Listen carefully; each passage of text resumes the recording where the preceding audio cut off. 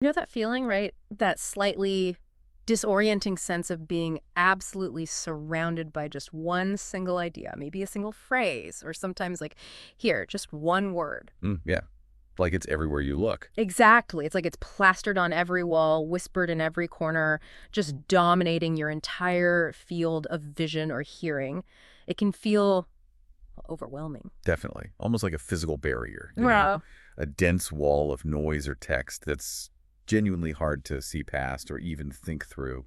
It doesn't just present information, does it? It sort of constructs an environment around you. That's a great way to put it. When one concept or word is repeated so relentlessly, it just takes up all the available space. It creates this pervasive atmosphere. Right. And it can make it incredibly challenging to focus on anything beyond that dominant presence. It shapes the very air you're breathing within that information space. And that feeling, that whole experience of being saturated by a single word, that's precisely where we're plunging in today for this deep dive. Oh. Our source material isn't, the usual stack of articles or complex reports. We're actually looking at a series of images. Images. Interesting. Yes, simple, quite stark images.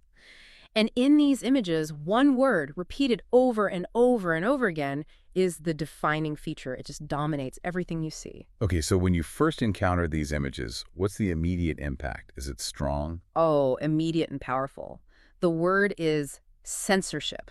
Ah, okay. Censorship. Repeated relentlessly. It fills the frame, line after line, column after column, creating this dense, almost monolithic block of text. So it's not merely present on the page. Not at all. It is the page. It feels like a wall, definitely, or maybe even like a rising tide or a kind of suffocating cloud made entirely of this one word, censorship. Censorship. Dozens, you said. Yeah. Maybe hundreds of times. Easily. It's not just a word on a screen. It feels like it has mass, like it has weight. Yeah, you can almost feel the pressure of that single concept, that single word, just pushing in from all sides. But here's where the source material gets really fascinating, where it becomes a kind of puzzle. Okay. If you allow your eyes to adjust, if you really look past that overwhelming pattern, you start to notice these subtle disruptions. Ah, so there's something else in the pattern. Exactly. Hidden within this seemingly solid block of censorship, almost camouflaged by the sheer volume and repetition, are other words, different words entirely. And how do they appear? Are they obvious? Different font, different color? No, that's the thing. They don't jump out at you like that. They aren't boxed off or highlighted in any way. So they're just embedded. Just embedded seamlessly within the repeating censorship pattern, as if they were always meant to be there, part of the same structure. Wow. Just waiting to be found by someone willing to look closely enough? Right. It requires a definite shift in perspective, a willingness to look into the pattern rather than just at it. And that act of looking closer, of seeking out the signal within the noise, that defines our mission for this deep dive then. Precisely. We're going to thoroughly explore this highly unusual text structure. What is the effect of this overwhelming wall of censorship? What are these hidden words? Okay. We'll identify them, analyze their possible meanings, and crucially, consider their significance when found specifically in the context of being surrounded, almost buried, by censorship. So it's about trying to understand the message encoded, not just in the words themselves. But in their placement, their concealment, and the really striking contrast they create with that dominant pattern. Okay, let's unpack this fascinating visual statement. Right. Let's immerse ourselves back in that initial experience you described. Looking at these images, the primary sensation is just confronting the sheer scale of the word censorship. It's duplicated meticulously, row after row, line after line. You mentioned no gaps, no margin. None. No white space to offer any release. It creates this dense, almost impenetrable textual landscape. It sounds like it's not really designed to be easily read, in the traditional sense. No, I think it's meant to be felt, to be perceived as a presence, an entity almost. It's not like reading a book where words guide you through ideas. This feels more like encountering an obstacle. Yeah, like a physical barrier built from language. Imagine standing before a vast wall constructed entirely of bricks, and every single brick is the word censorship. That's a powerful image. It's pervasive. It occupies the entire visual field, becoming the inescapable environment of the page. And the repetition itself has to be a huge part of the message, right? Why repeat censorship hundreds of times? What does that relentless duplication signify? Well, one really powerful interpretation, I think, is that it represents the sheer scale or the omnipresence of censorship in certain contexts. Meaning it's not just a rare event, it's everywhere. Exactly. Vast, attempting to cover everything, leaving very little room for anything else to breathe or exist. Yes, that makes sense. It could very well be a visual metaphor for a situation where censorship isn't just an isolated action, but a systemic, pervasive force. Right. It permeates the information environment, defines the boundaries of what could be seen, heard, or said. It becomes the defining characteristic of that space. Or maybe, alternatively, could the repetition reflect how often the concept of censorship comes up? That's another strong possibility. How much space it consumes in discussions, in the media, in political discourse. Right. Perhaps the creator is suggesting that in some environments, the specter or the reality of censorship is just so dominant, so frequently a topic or a constraint. That it effectively drowns out other potential conversations. Yeah, it becomes the elephant in the room, taking up all the air, all the attention. And there's another angle, too, isn't there, with repetition like that? Is it a form of intense emphasis? Is it shouting the word? Like censorship, Yeah. censorship, censorship. Trying to force you to acknowledge its presence, its importance, its impact. Yeah. It's hard to ignore something presented with such overwhelming volume. Yet there's that paradox of extreme repetition, isn't there? It's also at play here. How so? When you encounter a word that many times, it can start to lose its individual semantic weight. It can become abstracted. Ah, so the word censorship could morph from a concept you actively process into just a pattern, a texture on the page. Exactly. It risks becoming background noise, a normalized part of the environment, even despite its visual dominance. That's a fascinating tension. Does the repetition make the word more impactful, or does it risk making you numb to its actual meaning? It really forces you to consider how pervasive issues can either become overwhelmingly present or counterintuitively just fade into the scenery we no longer truly see. Yeah. It raises the question of whether the creator is commenting on both the overwhelming presence of censorship and maybe the danger of becoming desensitized to it. So thinking about you, the listener, encountering this image, what does this visual barrier of censorship immediately convey about the concept before you've even had a chance to look closer to find those other words? Well, it definitely establishes a dominant theme, right? A pervasive atmosphere. It suggests an information space defined by restriction, where censorship isn't an exception, but potentially the rule. It sets a context, maybe even poses a challenge for whatever else might be found within that space. And that challenge, that visual obstacle, leads us right to the next stage, the discovery part. Right, because the human eye, when it's faced with such a relentless pattern, it naturally seeks deviation, doesn't it? It looks for the anomaly. So as you begin to scan this wall of censorship, looking for something different, your focus shifts from the overwhelming whole to the subtle detail. You start noticing pixels that don't quite form the expected letters, a sequence that breaks the rhythm. Exactly. It's that moment you spot the first hint of something else. It's that aha moment, when you realize there's more here than just the dominant pattern. And once you spot one, others seem to kind of reveal themselves, like a secret message slowly becoming visible. And you mentioned the first few words that typically stand out are awake and wake up. That's right. And they are just embedded really seamlessly within the repeating censorship. They look like they belong, just waiting for you to be, well, awake enough to see them. Finding awake or wake up nestled directly within this oppressive landscape of censorship is, well, it's incredibly powerful. And the fact there's no visual cue drawing your attention, no bolding, no different color. Nothing. They're just there, part of the flow. The contrast between the dominant, suffocating word and these embedded concepts is immediate and deeply thought-provoking. It's not just the words themselves, but where you find them that carries so much weight. Definitely. So let's really delve into awake and wake up. On a literal level, obviously, they refer to emerging from sleep, becoming conscious. Right. But their metaphorical meanings are particularly potent in this context, wouldn't you say? Absolutely. They signify becoming aware of a situation, realizing a crucial truth, achieving enlightenment maybe, or losing naivete. It's a fundamental shift in state from ignorance or unawareness to consciousness and perception. Now, place that meaning squarely against the backdrop of censorship. What does awake or wake up signify when found surrounded, almost suppressed by censorship? Well, one compelling interpretation is that these words represent precisely what censorship attempts to prevent. Ah, the very act of waking up. Exactly. Censorship seeks to keep people unaware, to control information, in a way that leaves individuals metaphorically asleep regarding certain realities, facts, or perspectives.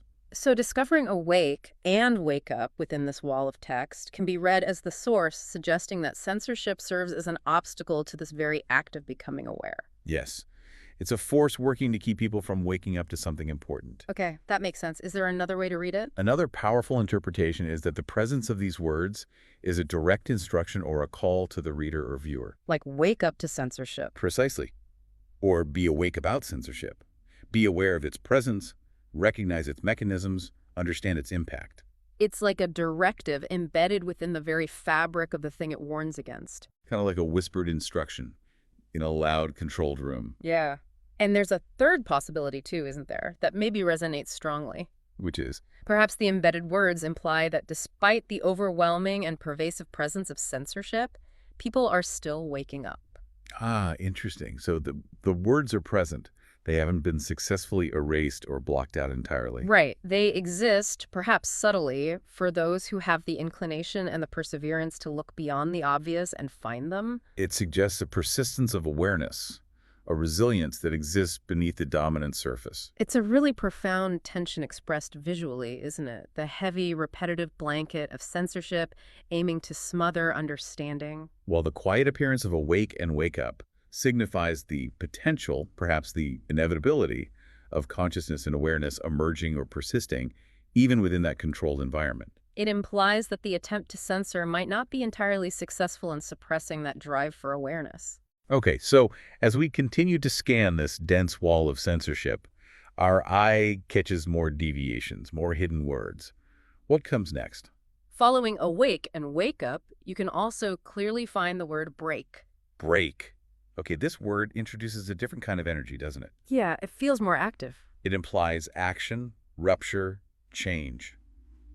Break can mean breaking something apart, breaking free from constraint, a sudden rupture in continuity, a pause. Or even a violation, like breaking a rule or breaking a system. It's a dynamic concept, definitely, often suggesting a separation from a previous state or the shattering of boundary. And placing break within this context, surrounded by censorship, what does that suggest? Well, it strongly suggests breaking from censorship, doesn't it? Breaking free from the restrictions it imposes. Breaking the cycle. The repetition and potential desensitization that the wall seems to represent. Or breaking the silence that censorship attempts to enforce, yes. It directly injects the possibility of resistance or fundamental change into what seems like a static, controlled environment. Exactly. It suggests that the pervasive state of censorship isn't necessarily a permanent or unbreakable condition. There's the potential for a break, a rupture in its control. And then perhaps arriving almost inevitably after concepts like awake and break, we discover another powerful word embedded in there. Let me guess. Something related to restriction. You got it. The word is chains. Chains. Wow. Okay, this is perhaps the least subtle of the embedded words in terms of its symbolism when paired with censorship. Right. Chains are such a stark, clear metaphor. They represent restraint, imprisonment, being shackled, tied down, a profound lack of freedom or agency. It's a very physical, tangible representation of being bound or restricted against one's will. And the connection to censorship is just immediate and potent. Censorship creates chains. Absolutely. It binds information. It restricts the free flow of ideas. It limits freedom of expression, access to knowledge. Or even freedom of thought by controlling the inputs people receive. So finding chains here dramatically reinforces the oppressive nature implied by the dominant repetitive censorship. It makes the concept really concrete. Censorship isn't just some abstract blocking of information. It's an active process of binding, chaining, restraining something or someone. It gives the censorship a physical form through that metaphor. And this is where the sequence, or maybe just the co-presence of the words, becomes incredibly compelling. You mean finding break and chains together? Exactly. Finding break and chains together within this landscape of censorship creates this powerful, almost irresistible association. It strongly suggests breaking chains. Right. Breaking the chains that censorship attempts to forge, breaking free from the restrictions and limitations imposed by it. This pairing feels like it directly responds to the problem identified by the dominant word censorship, which creates chains and maybe responds to that earlier call to awake. Yeah, it identifies restriction chains Yeah. and proposes the necessary response or outcome, break. It transforms the passive wall of text into something dynamic, suggesting a potential for struggle and liberation inherent within the suppressed space itself. But as you noted earlier, the puzzle presented by this source material deepens, right? It moves beyond these more obviously connected concepts. Ah, yes. You mentioned there were other words that don't fit quite so neatly into this awareness and resistance theme. Exactly. One such word is blue. Blue, Mm. a color. How does a color relate to censorship? Waking up, breaking chains. That does feel like a shift. It feels like a shift in symbolic language, or maybe a completely different category of meaning altogether. Well, on a literal level, yes, it's a color. But colors are incredibly rich with metaphorical associations across different cultures and contexts. Like feeling blue for sadness or melancholy. Right. Or blue can also represent calmness, loyalty, stability, coolness. Hmm. And in certain digital or technological contexts, blue can have very specific coded meanings. Given the juxtaposition with awake and the whole context of controlled information, my mind, and I suspect many listeners' minds, might immediately jump to certain pop culture touchstones, Like, specifically the blue pill in the film The Matrix. yes, representing choosing to remain in comfortable ignorance, accepting a manufactured reality, rather than confronting a difficult or uncomfortable truth. That connection feels particularly resonant here, doesn't it? Censorship, at its core, often aims to maintain a controlled, perhaps even manufactured reality. It encourages a state of comfortable ignorance by limiting access to alternative information. So could finding awake and blue together be a deliberate, subtle nod to this choice? That to choose awareness waking up requires rejecting the path of comfortable ignorance, taking the blue pill. Yeah. It highlights the idea that staying asleep or blue-pilled is actually a choice, perhaps one that censorship encourages or makes easier. That interpretation adds a layer of complexity. It suggests the source isn't just about external oppression, but also about internal choice and maybe the difficulty of choosing awareness over comfort in a censored environment. Definitely food for thought. But we have to consider other possibilities too, right? Keeping the speculation rooted just in the source itself. Absolutely. Blue could simply be an outlier, a word that deliberately breaks the emerging theme to force the viewer to question their interpretations and assumptions. Like a red herring. Or perhaps it refers to something specific associated with the color blue, a specific platform known for censorship or control. Maybe a particular political group often associated with the color blue. Without external information, the meaning remains much more open, doesn't it? It adds this layer of ambiguity, requiring deeper contemplation. It makes you pause and consider multiple possibilities, forces you to resist the urge to find a single easy answer. And then, breaking the pattern of words entirely, we find something else embedded. It's not even a word. Oh, what is it? The number 44. A number. Wow. Okay. That is a significant departure from the verbs, nouns, and adjectives we found so far. How does a numerical value fit into a wall of text about censorship and concepts like awake and chains? It seems to operate on a completely different symbolic or structural level. What could 44 possibly signify in this context? Is it, I don't know, a quantity of something? The number of things censored? The number of times you need to break? Or is it a code that needs to be deciphered? Perhaps using the surrounding text or other hidden clues. Could it represent a date, a specific year when something pivotal related to censorship occurred? Or when this pattern was created? Maybe a specific reference number, like an article in a law, a chapter in a document, some kind of measurement, a channel number, a room number, a frequency. So many possibilities. Unlike awake or chains, which have that rich, immediate metaphorical resonance, 44 feels abstract, specific, yet completely opaque without further context. Is it a key, maybe? A key to unlocking a deeper understanding that the other words only hint at. Or a reference only understandable to a specific audience, perhaps. Does it represent something rigid, quantifiable, or systematic within the context of censorship? That the more fluid concepts like awake and break stand in contrast to. It adds a layer of concrete specificity, or maybe just profound mystery. It suggests that there might be a factual, numerical, or coded element to this commentary that isn't purely symbolic. It demands that the viewer consider what quantifiable or specific entity 44 might represent within a discussion of censorship. It invites investigation beyond the philosophical or metaphorical. Okay, so let's try to synthesize these elements then. Yeah. We have the dominant, pervasive presence of censorship, creating this visual and conceptual environment of restriction and control. Right, the wall. And embedded within this wall, requiring real effort to find, are the words awake, wake up, break, chains, the color blue, and the number buff 44. The deliberate interaction between that overwhelming background and the hidden foreground elements is clearly the core of this source's message. Wouldn't you agree? Absolutely. So what is this pattern as a whole attempting to communicate about censorship?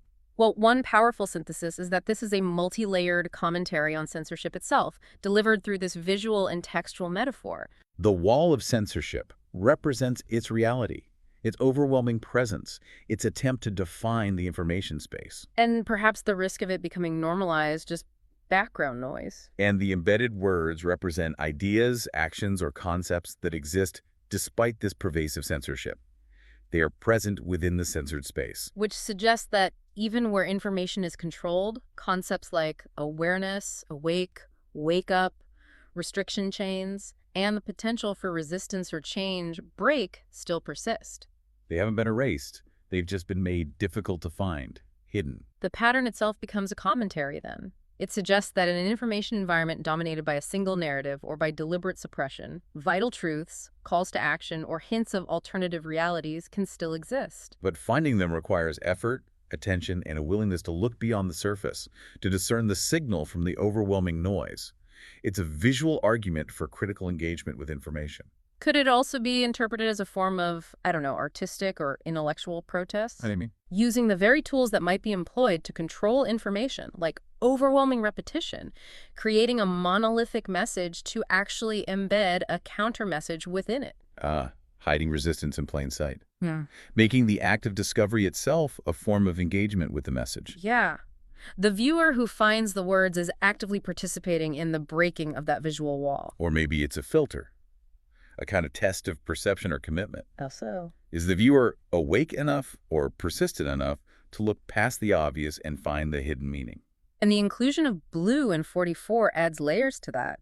Blue might introduce the theme of choice, the effort of waking up versus the ease of staying comfortably ignorant. While 44 hints at a potential specificity, a real-world anchor, or a coded element that encourages deeper investigation beyond just the symbolic words.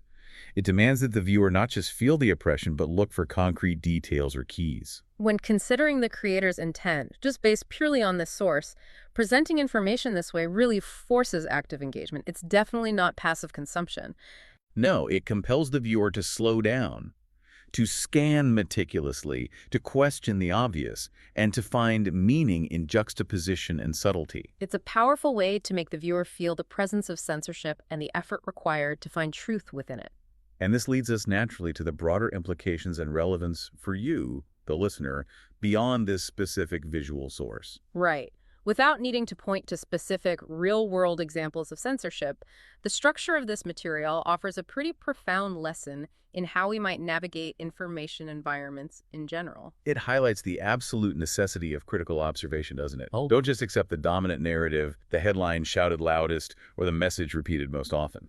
Look for what else is present, what might be subtle, what might be hidden or deliberately obscured, what exists in the quieter spaces or embedded within the noise. It powerfully demonstrates how meaning can be conveyed, not just through explicit statements, but through structure, through context, through the strategic placement of elements. And through the very act of requiring effort to uncover information, the meaning of awake changes dramatically when it's found inside censorship. And the mere presence of these embedded words awake, break, chains within the dominant